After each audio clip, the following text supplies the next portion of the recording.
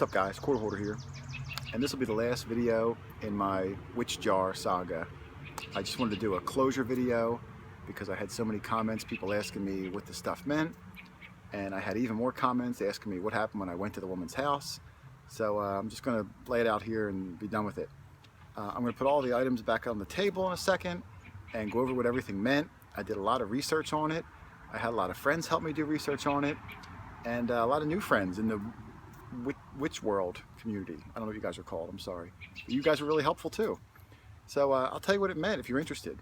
If you're not interested in the jar and you just want to hear the story when I went to her house, you can fast forward this video to this time up here and just hear the story. I would tell you the time right now, but I don't know it yet because I'm still making the video and that's the loop we're in. Otherwise, I'm going to put this behind me and move on to some regular old metal detecting. That's more my speed. I'm not much of a witch hunter. I just like finding old coins. That's my thing. So see you guys at the end, and thanks for bearing with me with the witch jar stuff. Later.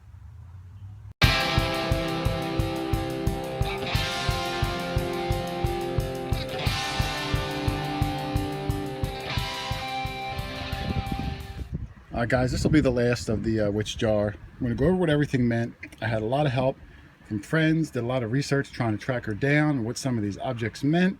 So I'm going to share it with you if you're interested. I broke this jar down into 3 different sections once I realized what it was. This first section here was a memorial to Princess Grace. Princess Grace was a famous Hollywood actress. She married the Prince of Monaco, and when she married him, she gave up her Hollywood lifestyle and moved to Monaco to become the princess. And some people said she was bitter about that. But right from the lid, it mentions Grace. And on the other side of the lid, in the middle of the heart, you can see it has the initials GK for Grace Kelly. There's a photo of the princess there. And there's a photo here of Princess Grace with a nun and a feather coming through. And I think that feather is supposed to be symbolic of her soul, you know, maybe flying away to heaven. That's what I was told. Down here, there was a bird wing wrapped in the biblical pages. That's supposed to represent the bird wing as her soul, flying to heaven, and the biblical pages being wrapped around it was like protection by the angels as her soul went away. So that was the meaning behind that, at least what I was told. This here is a photo of the Palace of Monaco. That's where she lived. It's where she died too. She died in a terrible car accident. This is a really high mountain with snaking roads that go around it, and her car went over the cliff, fell like 150 feet, burst into flames. It was a terrible, terrible thing. And her daughter was in the car too. Her daughter survived, but Princess Grace, you know, passed away. This little form here has the dates August to October 82. Princess Grace died in September 82, so it fits into the time frame there. These pieces down here, these flowers, the national flower of Monaco. It's a carnation, and this is a French flag. And even though Monaco is its own country, it's located in France, you know, in the bottom southeast corner. So maybe she just kind of goofed up there and put the wrong flag in. I don't know. The necklace, I think, is symbolic of the princess. Would always wear jewelry, things like that. The question I still have is, when I found it was all bound up and tied together, held together with these paper clips. There must be a reason why she bound the necklace up. I don't know what it was. All right, to the second section here. The second section are all things that are apparently indicative of any witch jar. You have sharp objects for slashing and keeping away evil. A lot of times they use a screw. They'll use razor blades, maybe broken pieces of glass. I think that's where some of that stuff ties in. The peach pit represents eternal life, and the sewing spool also, like a never-ending life. It just, you know, goes around in a circle and doesn't end. I had to look all this up. I don't know anything about this. The rocks are for grounding purposes. I just think they're regular old rocks. I don't think there's anything special about them. The other rocks I'm just using to hold because there's wind. The bone and this piece down here, which I think is a squirrel's tail. I don't know why there's animal parts in there. I'm sure there's a reason for it. Same with the buttons and the little fork, the clumped up piece of metal. I don't know why that's there. They usually use silver coins because the silver coin would be a mirror, so that if evil tried to enter the jar, it would reflect their own image and they would be scared away. These aren't silver, but you know, Maybe she just improvised. These pieces up here, the African art, I'm being told that they're probably something personal to the woman who buried it. I haven't been able to figure out a better reason for them, so that's what I got. Now, the other things over here, this is the part that I really enjoyed the most. This letter that she wrote was addressed to a person. Turns out the person was her brother. And I was able to use the address and go back and figure out where it was. I used his last name. I did a reference for, family members. I found a family member who had that last name, got married, changed her name, and now happens to own land right by where I found this jar. And, through some different channels and whatnot, we were able to track her down. The note she wrote, you can see there's a lot of talk about UFOs and a lot of drawings of constellations with times. Orion, 9:30, it was high. 10 a.m. near here. Midnight, it was here. 2 a.m. it was here. What this was the night Princess Grace died. In Monaco, she died early in the morning. So back here in the States, on the East Coast, it was, 6-7 hours behind. So that night when she died, this woman was saying that she was outside. She saw something in the sky, which she interpreted as a UFO, and she followed it and tracked it through the sky that night. She gave the times and where in the sky it was, near which constellation, at what time. It was 11 a.m. high there, it was 10 a.m. high there. So this was her map of this, what she says is an alien spaceship, probably carting away Princess Grace's soul. And that makes sense, I guess. I try to put myself in her mind. I guess that makes sense. And then the coolest part of this, to me, was right here in the middle. Now, bear with me, guys, and maybe I'm wrong. There's a photo of an oak tree over here. And to the side of the oak tree, there's this circle. In the middle, it says us here, and there's a whole bunch of shapes. Let me grab this. What I think this is a map. I think in the center was some sort of a dais, maybe out in those woods. And the shapes around the outside could be indicative of symbols that she buried. Like, for instance, the heart shape underneath, and I dug the lid with the heart shape on it. Maybe this is where she buries certain jars for purposes like this, and maybe these other symbols are things she buries for other things. Witches make prosperity jars also. And this sure looks like a picture of a dollar bill. These could be coins. I could be making all this up, but that sure looks like a map. The oak tree would be for a reference point. When I was there, I did see a big, massive oak tree. I remember distinctly swinging around it with a metal detector. I didn't find anything, but this could be a map. So if I ever do get back there, I'm really interested to see if I can find some scale and see what might have been there. And lastly, the 3 wheat pennies. The 3 wheat pennies, the dates on these, one of the years matches the birth year of her brother. One of the years matches her birth year. And then, of course, the last one, 1929, is the year that Princess Grace was born. So, the one thing I could say is at least this wasn't random. It's not like she opened up a kitchen drawer and just dumped stuff in there. This was a well thought out thing that she did. And I just thought it was really interesting. If you think it's really just a bunch of garbage, then I'm sorry you had to watch this. But to me, I thought it was really interesting. And what's really even more interesting to me is that I think she probably made a jar like this for other people, probably family, friends, maybe other people she admired. And who knows, there could be hundreds of them back there.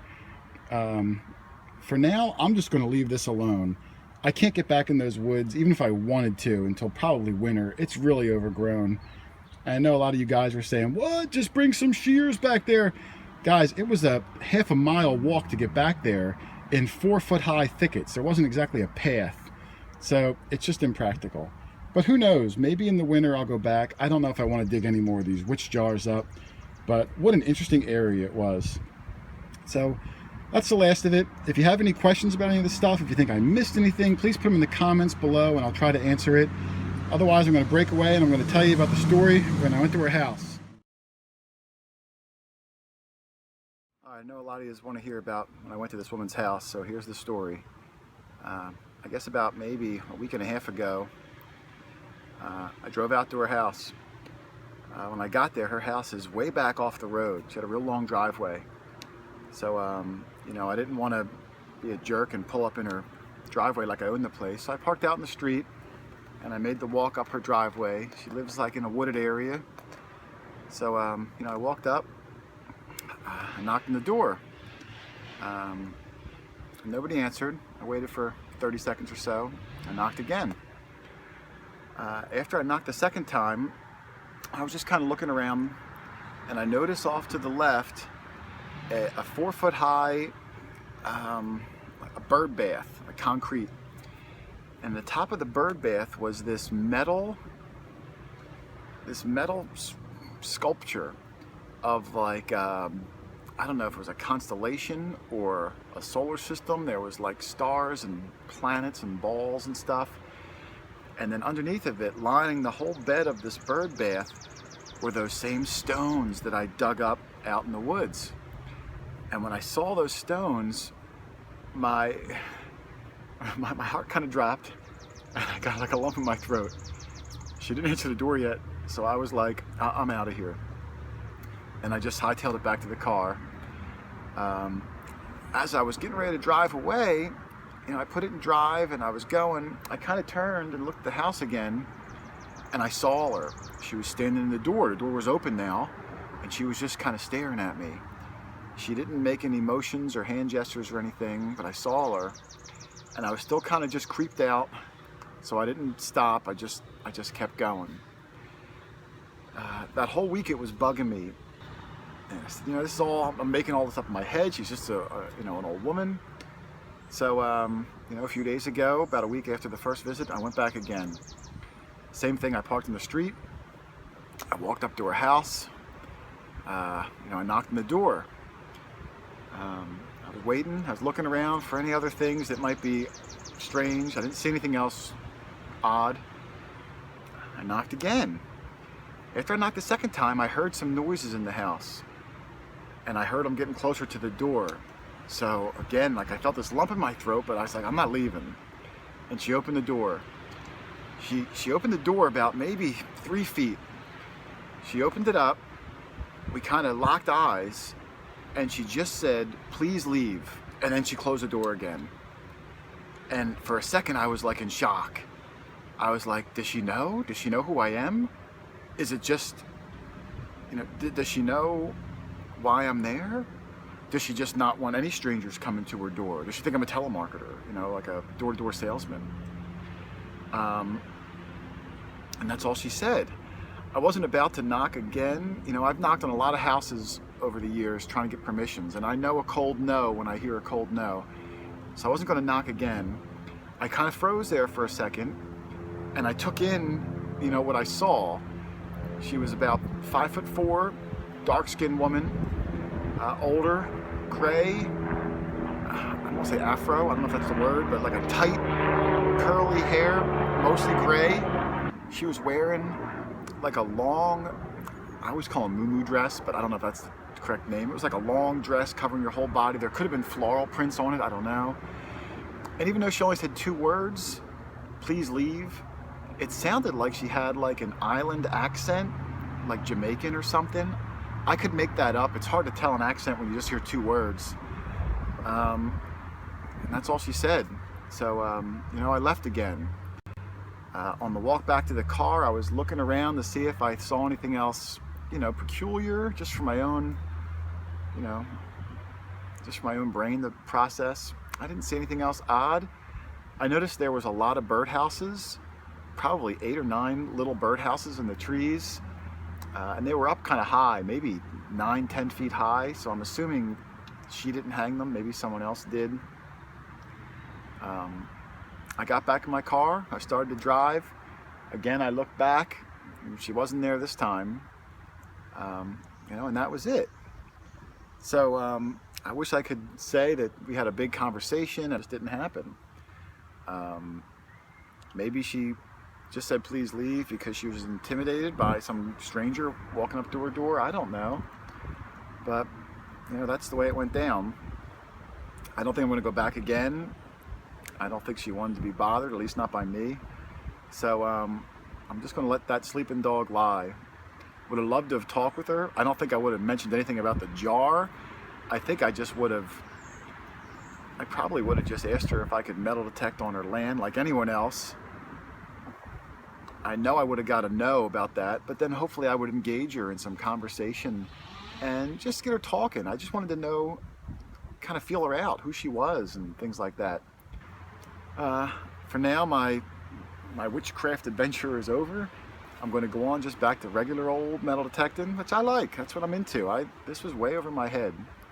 But probably wasn't treasure, but at least it was one heck of an interesting story I have. So yeah, I'm happy for that. It was really cool to lock eyes with her. You know, for a second, to have that feeling that she purposely buried this thing 3.5 decades ago. And I found it on a whim and was able to track her down. And even though we didn't talk, I was able to lock eyes with her, even for a split second. But that's it, guys. No more witchcraft videos for me for a while. Maybe never. But if I find anything else out, you know, I'll let you know. Maybe not here. Maybe I'll do like a Twitter account or something. I don't want to keep bogging my channel down with, you know, stuff like this. So thanks, guys. Happy hunting, everyone. See you guys in the next one. Later.